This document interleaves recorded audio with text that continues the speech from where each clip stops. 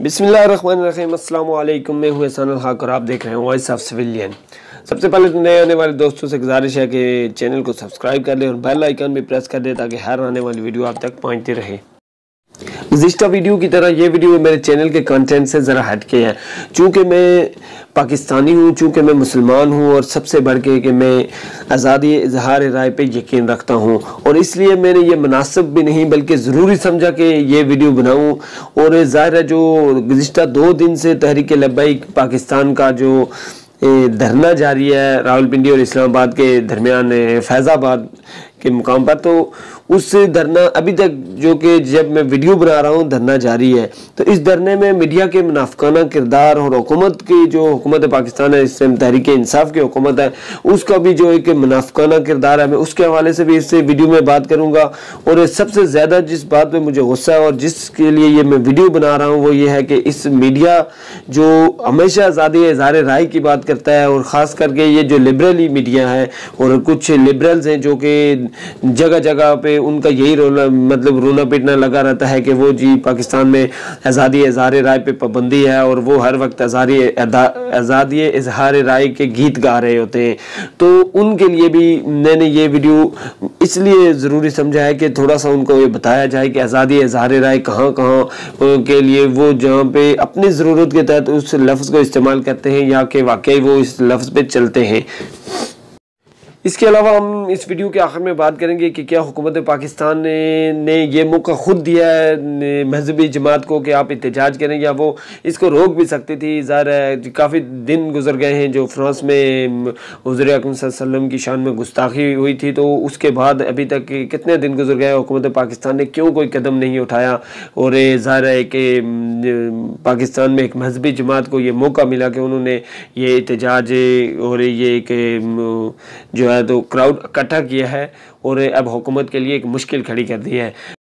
गुज़िश्ता 2 दिन से रावलपिंडी और इस्लामाबाद के दरमियान एक धरना जारी है तहरीक लबाइक पाकिस्तान का, और इसमें आपने पूरे पाकिस्तानी मीडिया पे देखा होगा। पहले दिन तो बिल्कुल इसकी कोई न्यूज़ ही नहीं आई। मासफाए सैयद तलत हुसैन के जो यूट्यूब चैनल है और उन्होंने अपने ट्विटर अकाउंट पे इसकी 2-4 पोस्टें की। इसके अलावा किसी बड़े साफ़ी या जर्नलिस्ट ने या फिर किसी टीवी चैनल ने इस प्रोटेस्ट को उन्होंने कवरेज नहीं दी। तो उसके बाद दूसरे दिन आखिर में एक हल्की सी इसकी न्यूज़, बस एक शार्ट लाइन के जी तहरीक लबाइक का धरना जारी है, इतनी सी बात की है, और कोई भी किसी भी मीडिया चैनल ने इसको कवरेज नहीं दी है जिस तरह देनी चाहिए, या जिस तरह का एक नॉर्मली कवरेज भी वो अगर देते तो दे सकते थे, लेकिन उन्होंने बिल्कुल भी एक इसको नज़रअंदाज किया। जो कि इतने बड़े लाखों का जो क्राउड है, सबसे पहले तो ये एक लाखों के क्राउड की जो आवाज़ है उस आवाज़ को दबाने की कोशिश है मीडिया की तरफ से। ज़ाहिर है अगर मीडिया हुकूमत और इस्टेब्लिशमेंट की तरफ से दबाव में है तो कम से कम अगर जो साफ़ी हजरात हैं जो टीवी चैनल पे नहीं बोल सकते, वो कम से कम अपने यूट्यूब चैनल पर जो सारे साफ़ी आपको पता वीडियोस बनाते हैं और लाखों के हिसाब से उनके व्यूज़ आते हैं और लाखों के हिसाब मिलियन के हिसाब से उनके सब्सक्राइबर हैं, तो वो यूट्यूब पे भी उन्होंने वो जो मीडिया के जो बड़े बड़े साफ़ी हैं किसी ने भी इस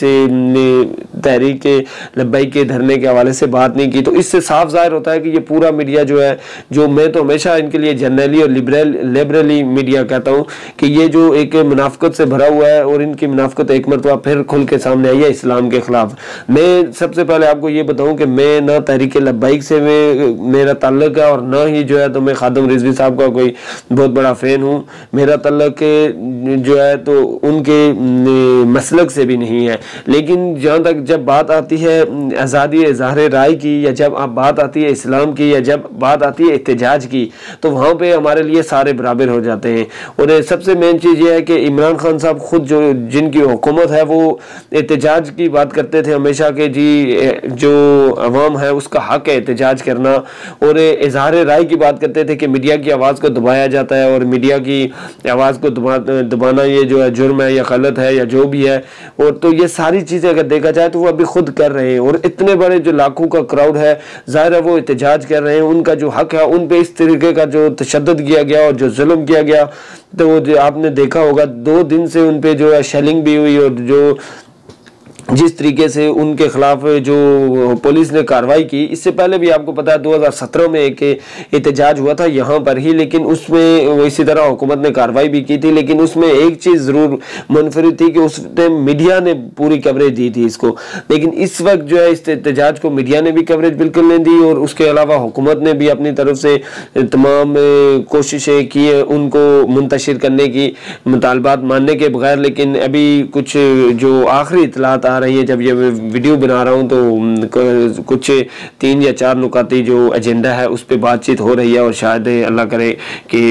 ये जो एहतजाज पुरअमन ही रहे और पुरअमन एहतजाज ही ख़त्म हो। लेकिन मेन चीज़ ये है कि आप ये देखें कि BBC उर्दू न्यूज़ और TRT जो तुर्की का न्यूज़ चैनल है, ये दो, इसके अलावा VOA यानी कि अमेरिकन वॉइस ऑफ अमेरिका जो अमेरिकन न्यूज़ चैनल है, तो ये चैनल इस प्रोटेस्ट को या इस एहतजाज को कवरेज दे रहे हैं, जिनको हम कहते हैं कि ये यहूदी चैनल है और ये जो है तो गैर मुस्लिमों के हैं, ज़ाहिर मगरब से वो होते हैं, तुर्की का तो चलो इस्लामी है, लेकिन BBC और VOA जो है तो ये बराह रास्त यूरोप और अमेरिका के न्यूज़ चैनल है, लेकिन उन्होंने बाकायदा इस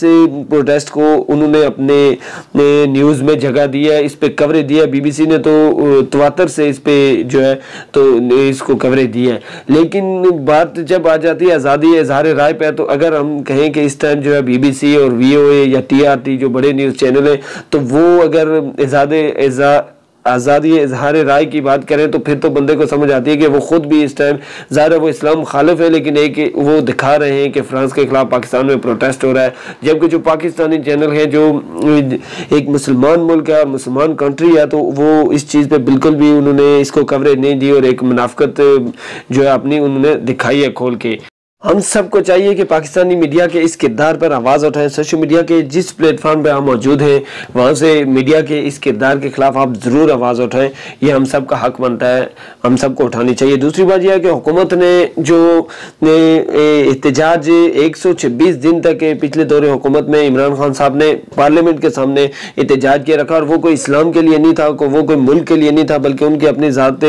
और अपनी जमात के लिए था। लेकिन उस वक्त भी पूरा मीडिया उसको कवरेज भी देता रहा और पूरा मुल्क यही कहता था कि जी एहतजाज इनका हक है। तो अभी क्या इनका एहतजाज हक नहीं है? उन पे कोई तशद्दुद नहीं हुआ, कोई कुछ नहीं हुआ, कंटेनर लगा के उधर ही वो जो है मुजरे भी होते रहे। आपको पता है अब गुस्से में बंदा क्या कहे, इतना कुछ होता रहा, लेकिन वहाँ पे उस वक्त जो है तो वो एहतजाज उनका हक था। लेकिन आज जो पुरअमन शहरी हैं, जो एक जायज़ मुतालबा कर रहे हैं, जो एक नामूस रसालत के लिए निकले हैं, तो उनके खिलाफ इस तरीके का जो बेईमाना तशद्दुद करना ये काबिल मज़म्मत है, और ये बिल्कुल जो है इस हुकूमत की मुनाफिकत को जाहिर करता है।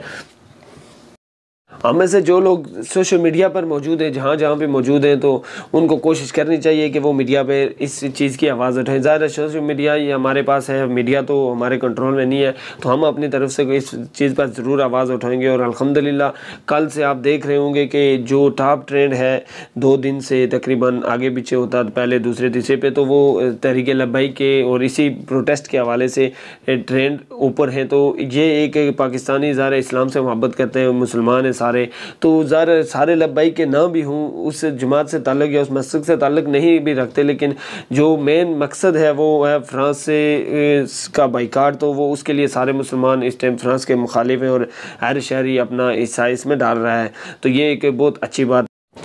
इसके अलावा हम सबको इस तरीके के जो इस तरह के प्रोटेस्ट होते हैं जो खालिस इस्लाम के लिए हैं और एक किसी सियासी जमात के फ़ायदे के लिए नहीं, बल्कि वो एक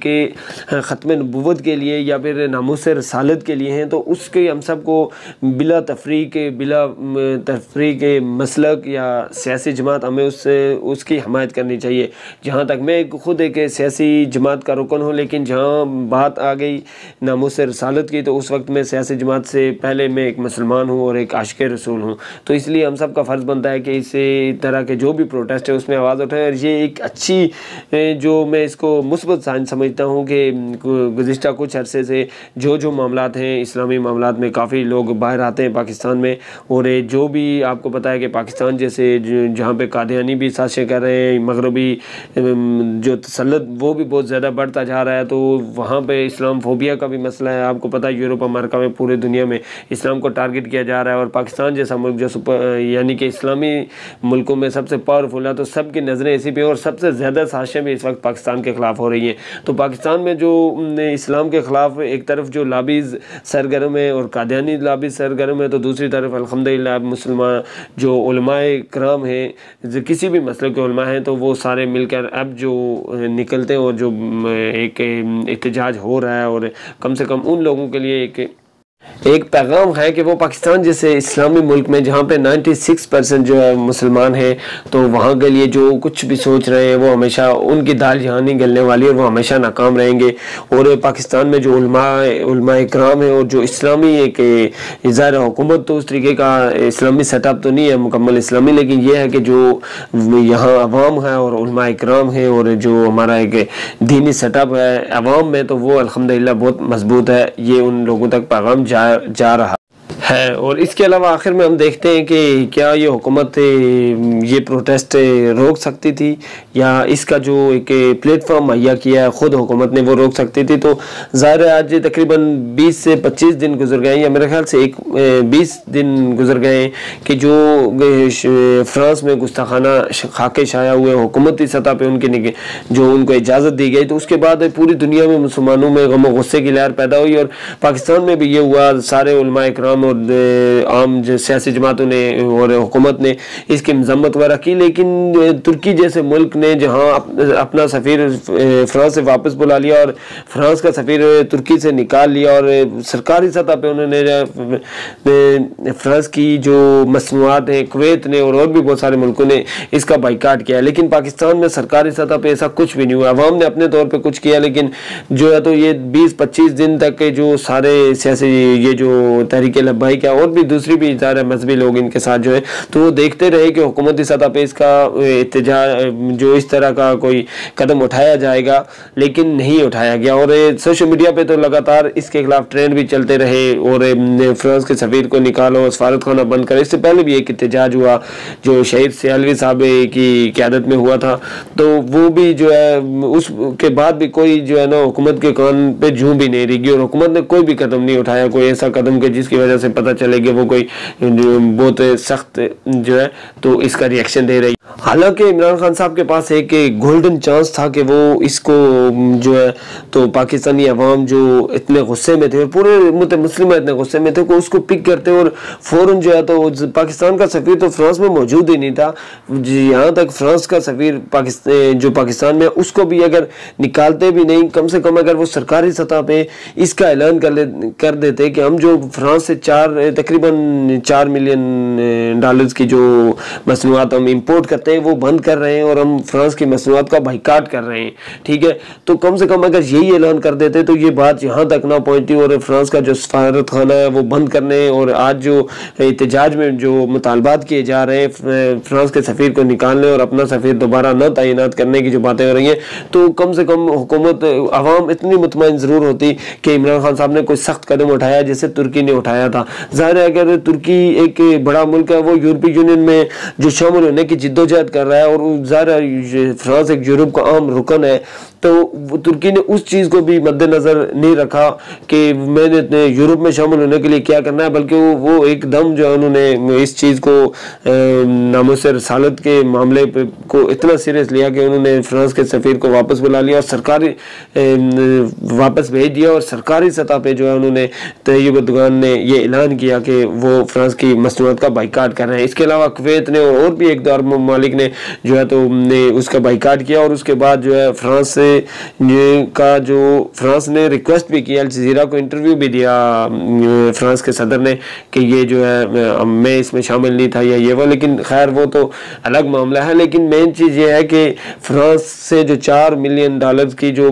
मसनूआत पाकिस्तान इंपोर्ट करता है वो अगर बंद कर दी जाती तो ये बात आज यहाँ पर ना पहुँचती। इमरान खान साहब के पास एक मौका था, उन्होंने खुद ये मौका ज़ाया किया है और अब जो है तो उन्होंने पहले तो इस मामले को सीरियस लिया ही नहीं है और वो हमेशा की तरह ये सोच रहे थे कि ये कोई सियासी प्रोटेस्ट है, इसको मैं रोक लूँगा, लेकिन ये सियासी प्रोटेस्ट नहीं है खान साहब, इसके लिए आपको ज़रूर